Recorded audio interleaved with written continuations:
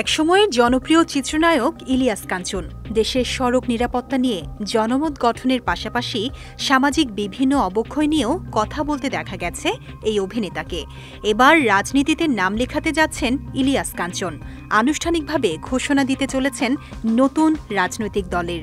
গণমাধ্যমকে এমনটা নিশ্চিত করেছেন অভিনেতা নিজেই। এ প্রসঙ্গে ইলিয়াস কাঞ্চন জানান, তার নেতৃত্বে জনতার পার্টি বাংলাদেশ নামে রাজনৈতিক দল আনা হচ্ছে। আগামী ২৫ এপ্রিল রাজধানীর একটি হোটেলে আনুষ্ঠানিকভাবে ঘোষণা দেওয়া হবে দলটির। সেখানেই নিজের নতুন দলের নাম ঘোষণা করবেন বলে জানিয়েছেন অভিনেতা।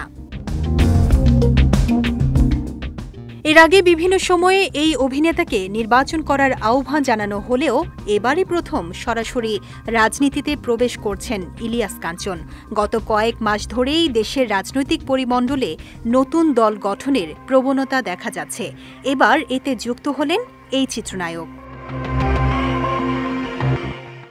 অভিনয়ের পাশাপাশি দীর্ঘদিন ধরে দেশের সড়ক নিরাপত্তা নিয়ে জনমত গঠনে সক্রিয় ভূমিকা পালন করে আসছেন ইলিয়াস কাঞ্চন। নিরাপদ সড়ক চাই আন্দোলনের প্রতিষ্ঠাতাও তিনি।